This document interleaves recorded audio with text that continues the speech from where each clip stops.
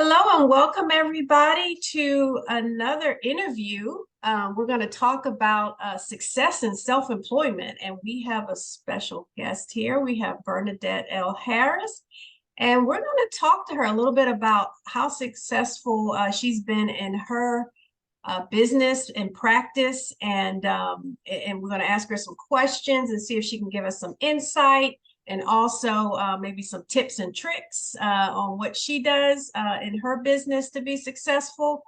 So just some background about Bernadette. She has a BS in accounting, a master's of business administration degree, and an MS in fraud and forensics. She is an award-winning tax and forensic accountant and a certified fraud examiner committed to growing small businesses. She has helped thousands of entrepreneurs strategize, start, and successfully transition their businesses from profitable to profound. She is an expert at making accounting and taxes easy and fun. Bernadette has been featured on well-known media outlets such as ABC, CBS, NBC, to lend her insight on entrepreneurship and fraud prevention. Her business journey includes failures, plateaus, larger-than-life successes, and these experiences paired with more than 1,000 client success stories and what she's learned in over 2 decades of being a business owner and accounting gives her a unique ability to serve with understanding and compassion. And when it comes to her unshakable commitment to seeing her clients win, you'll be hard-pressed to find a comparable match. Bernadette is also a best-selling author, adjunct instructor, podcast host, and TEDx speaker. I would like to welcome Bernadette to our success and self-employment interview. So welcome, Bernadette. So I got some questions for you today. Well, thank you. I am excited to be here. Thank you for reaching out to me to be a part of this platform. I appreciate that. No problem, no problem. So I want to start with the first one. Actually going to turn it over to you to tell us a little bit about yourself and your business. So I like to call myself an accidental entrepreneur. And the reason that I say that is because I never wanted to be an entrepreneur. I honestly thought that I was going to get me a good job and work my same little job for 30 years like my mom did. And don't get me wrong, there's nothing wrong with a job, and there's definitely nothing wrong with staying at a company for 30 years. But I thought that was going to be my path. And it didn't happen that way. I was actually introduced, when I was introduced to entrepreneurship, I wasn't expecting it. My first business was Mary Kay. My cousin was a Mary Kay consultant, and she invited us all over. And I just thought I was going to get to hang out with my cousins, play a little makeup, eat some good food, and come home, right? And went to this party, and the director who recruited her looked like me, and she was driving a pink Cadillac, and she started talking about the business opportunity. And I never even thought about being a Mary Kay consultant. I didn't even wear makeup back then. It was like lip gloss and eyeliner, but I was intrigued by the possibility of entrepreneurship. And that business led to another business that led to my accounting firm. But the accounting firm is the one that stuck, right? Because I've been doing it now for 21 years. And this is where I belong. This is where I am supposed to be. Okay, so how did you get started in the accounting firm? So, like I said, I started Mary Kay, and then I did a couple of other businesses. And one of the things that I noticed was that people understood how to do their business, but they didn't understand how to run a business. Because I had a background in accounting, I had a business degree, I understood those things. So even when I was doing those other businesses, I was doing all the things that you were supposed to do. But these people were saying stuff like, oh, I deduct this on my taxes, or I do this. And I'm like, you can't do that, And so I was thinking like, okay, I gotta do something so that I can educate people on how to do things right. And another part of my story is that when I went to college, I went to college to be a teacher. I was accepted into School of Education. I took one education course and I was like, I don't know if this is right for me. And one of my college professors said, well, why don't you try accounting? And I tried accounting and I liked it. And even though I didn't get the degree in education, I believe that it was a gift that's in me and it was always a part of me. And so education, even though I didn't go that route, has always been kind of the foundation to what I do in my accounting firm. So when I heard all these small business owners saying all this stuff that they were doing wrong, I'm like, oh gosh, I gotta help these people. I gotta help them do it the right way. So that is how I ended up saying, okay, we're gonna leave these two businesses and kind of go back to my love, because accounting was my love, and help some small businesses stay in business. That's good. That's good. I like that. And that's what you're doing. And I've listened to some of your teaching seminars, and they're really good. I've learned a lot. I even added somebody to your platform. You know, it was like, oh, that's interesting. I want to get on there. So it's pretty good. It's pretty good. Okay, so when did you realize that you had a product or service that was valuable and marketable? Yeah, so like I said, once I started interacting with these other small businesses in these other, groups and stuff, I was just thinking, okay, I need to do something. I need to do something different. And I also realized that because teaching was one of my gifts, I knew that I brought something to the accounting field that wasn't always there. Because a lot of times, one of the things that I hear over and over when I'm working with new people is, you're so approachable. You make things so easy. You make people feel comfortable talking with you. And so being able to do that and bring that to the profession was something that I knew was marketable. I knew it was something that was needed. And it has been. It has been a huge reason why my business has grown and been successful. That's good. And that brings me to the next question, was how did you maintain that success? So one of the things that I realize is that it is the nature of people to refer. When we think about, if you go to a restaurant and the food is real good, what are you gonna do? You're gonna tell somebody about it, right? And you say, man, I went here and the food was banging or whatever. If you see a good movie, you're gonna say you gotta watch it. I mean, I found shows to watch on Netflix because I've seen people talk about it on social media. It's the nature of people to refer. But what do we refer? We refer things that are good. Right, We refer right. things that are great. And so for me, one of the biggest things that has made my firm so successful is referrals, because my clients refer me to other people, and it's because they have a good experience. And so any business owner, if you provide a service and you provide an experience with that service, then you will have success, because those people will tell their people, who will then tell their people. Right. And that key word there, experience. They need to have an experience. And when they have that experience, they will come back and they will refer. So that makes perfect sense. Absolutely. So what do you do to get through the tough periods in the economy when it's slow? So tough periods. My business, I won't say it's recession proof, but kind of. Like even when the pandemic hit, there was a period where I got scared. When everything shut down, I know we all kind of remember, like I remember the date, March 14th. I'll never forget the date.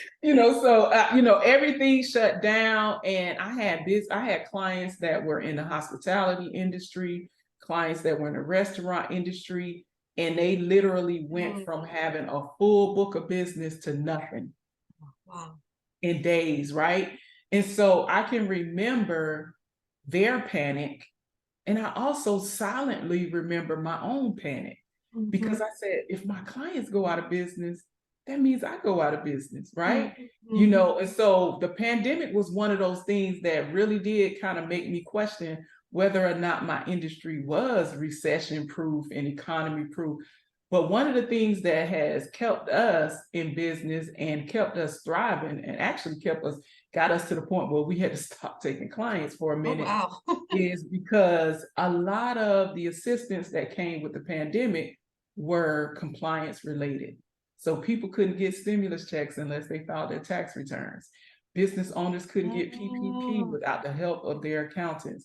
They needed their accountants to help them with EIDL. And so what the pandemic actually did was it actually helped our industry, because it made people realize the importance of having someone like us on their team.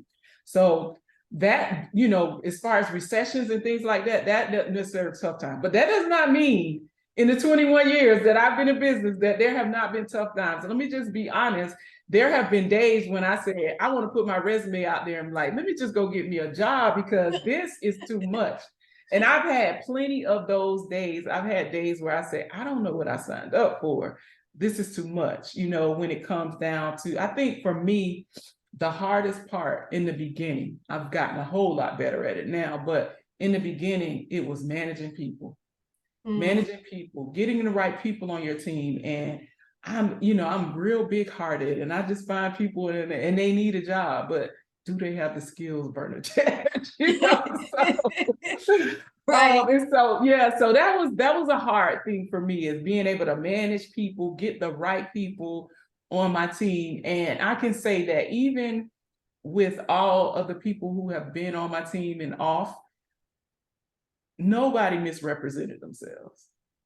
So I own all of the mistake of that hire, right? It wasn't like they came in and said, oh, I'm this and I'm that, and I believed it and they weren't. It was, they just came in and I just said, hey, I'm gonna give you a shot, kind of thing. So that's probably been the toughest part of being an entrepreneur. Outside of, in the beginning, also cash flow. Like I can remember when it was just like clients paying slow, cash is coming in slow, those kinds of things. And those are just things that you kind of get through as you continue to grow your business. So there have been some plenty of tough days. Don't let this smile fool you. Like, the 21 years, you see, I got a couple of gray hairs in here. So it has not been all good. So that brings me to the next question. So what kind of advice can you give new entrepreneurs? One of the things that I would say to a new person is the importance of building a team. And a lot of people think when you say build a team, like, oh, I got to do everything myself because I can't afford to pay anybody. Sometimes building your team doesn't necessarily have to be people that you pay. So there are people on your team, and sometimes I refer to it as your squad, right? People that you need on your squad that they're not necessarily people that you pay. It could be a significant other or a spouse who is encouraging you, or maybe even helping you for free. You know how that goes sometimes, right? Or it could be a child that my daughter has been working in my business since she was 9. She was 9 years old on the floor, sorting out receipts, and she learned how to put stuff in Excel. And so, but she was a part of it. And so when you are building your business, when you get started, you got to have a team. You have to have people who are supporting you, who are encouraging you. Like my mom was the kind of mom where she told me I could do anything I set my mind to, and I believe her. Anything I tell her, I'm like, Mom, I think I'm gonna do this. And she's like, I think you could do it, and so having people like that on my team has been pivotal in being able to be successful. So build a team, right? Get people around you who are going to support you. That's number one. Number two, learn who your market is and market to them. Don't get mad and fall out with your family and your friends because they don't support your business. Yeah. It's not their job. It's not their job. It would be nice if they supported your business. It would be nice if they patronized you, but learn who your clients are and learn how to market to them. And if your cousins and your aunties happen to fall into that category, great. Yeah. But don't fall out with them. Don't stop going to the family reunion because they didn't support your business, right? So and I think that's really important because a lot of people get mad. I've seen people fall out because their family is not supporting them, or they feel entitled to the support of their family. Yeah. And it's not their job. It's your job to figure out what it is that you do, who are you serving, and market to those people. And then the last thing that I would say is don't quit your day job. Wow. Okay. Don't Okay. quit your day job. Like, so businesses that you're just getting started, Mm-hmm. if you have a job and you're building your business, build your business on the side. Yes. Let your Yes. job pay your bills, right? Because while you're letting your job pay your bills, keep your credit intact, start saving your money so that when you are ready to walk away from that job, you got some savings and you have good credit score. Because what I see is people so in a hurry to be an entrepreneur that they jump out there and try to live off of this business. And it's like living off of a baby. You can't. You Right. got to be able to feed that business. You got to be able to reinvest in your business and let it grow. So take your time in jumping out there. I've been in business for 21 years. The first 3 years of my business, I worked for somebody else and I built my business on the side. So it's really like, let's just get rid of the stigma. Let's get rid of the job shaming. Let your job keep paying your bills while you figure this business out, because there are going to be lots of ups and downs. And when you have money to pay your bills and you can focus on building your business right, you will attract the right clients and not just any old body. Because when you need that money to pay your mortgage, you're going to take any and everybody. But if it's not something that you need to pay your bills, then you'll be selective and take only the clients that actually fit into your ideal client profile. Right. So those are things that, thankfully, I kind of knew those things when I started. A lot of it I kind of learned as I went along, but definitely some things that I would tell a new person that is out there, because everybody wants to be an entrepreneur. And let me just tell you, this is great. It is the best thing that's ever happened to me, but it's been the hardest thing that I have ever done, right? And so in doing that, you want to make sure that you're prepared to do it. So that's my advice to new people. Right. That's some good advice. I really like the analogy about the baby, because that is so true. You can't depend on a baby to feed you. You got to feed the baby. And once the baby grows up, then the baby can take care of you. But Yeah. no. Yeah, that is so true. So what's next for you and your business? So I am really excited about the direction that we're going. Our business, we've rebranded and we're really focusing on full service for small business owners. And so our clients, we're working really deep with our clients as opposed to just providing accounting services, but also all of our accounting packages come with like business coaching. So our clients get full service. And we're also looking to launch, I'm launching, it's called the Business Blueprint Academy, is coming out in 2023, where it's going to focus on that education piece that I'm talking about, and really educating small business owners with giving them the tools and tricks and tips and things that they need to be successful. The other last thing is I am doing in January. And so you can save the date if you're watching this, January the 7th, 2023. I'm doing a virtual strategy session for small business owners. So I know there are a lot of small business owners where, let's just be honest, like they can't afford me. They can't afford to hire me because of where they are in their business, but they still need to be able to access the things that I have. And so 20 plus years of experience, I'm going to be working with a small group. My team and I, we said 25 is going to be the max of people that we're going to work with and help them create a strategy for 2023 so that they can be successful in 2023. So that's coming out. If anybody is interested, and I guess we can put this in the comments or something, I'll share a link. You could join our mailing list. The mailing list is actually going to get the invitation first, and then we'll be putting it out on social media. So you need to be on the mailing list, because if it fills up with the mailing list, then you don't even need to put it on social media. So Definitely send me that link. so I'll send you the link to put in the comments for people to join the mailing list so that they can get, and even if you don't make the strategy session, you'll be on the mailing list, and we send out lots of good information to help you grow your business. Right.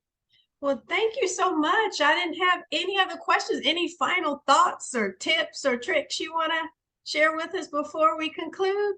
So yeah, I think that, again, for small business owners, if you are really in the place that you're supposed to be in, right, and you're doing the thing that you're supposed to do, don't lose focus on why you're doing it. Right. So I always tell people, when I used to speak to college entrepreneurs all the time, and I used to open up the talk by saying, you have to discover your why. Why do you want to do this? Right? Why? And if you spend time figuring out why you want to do it, when it gets hard, go back to your why. And that's usually what gets you through it. And so I can remember when I first started my business, my daughter was my why. And so the days that I did want to send out their resume, and I see this little girl over here who's watching me, and I was like, okay, let me put on my big girl pants and get this done. Right. So figure out your why and focus on your why when things get hard. Yeah, that makes sense. That makes such good sense. I remember reading that book you created, you wrote several years ago. I tried to get another one of those books because I loaned it to somebody, never got it back, and I want my book. I tried There to it is right there on on the shelf. Amazon to get the book, and I couldn't find the book. It's like, oh my gosh. So I thought, I said, one of these days I'm going to ask her for that book. I need to get a copy of that book again. So, but that's a really good book for new entrepreneurs too. The By the Book Accounting book that you created. I learned so I'll much. make sure you have the link to that too, so that they'll be able to. Yeah, that would be good because I would really, I actually want another one. Somebody took my book. So Tell them they owe you $20. that's right. Thank you so much. And thank you, everybody, for joining the Everyday Daily Real Adult Nonprofit Learning Organization. And I really, really am so excited and happy and thankful that Bernadette was able to join us today. And like she said, she's going to send me some links. I'm going to post it in our chat and also on our website. And hopefully you'll be able to join her site and see all the things that she can offer and all the education she has. But meantime, thank you so much. I really appreciate you. Right.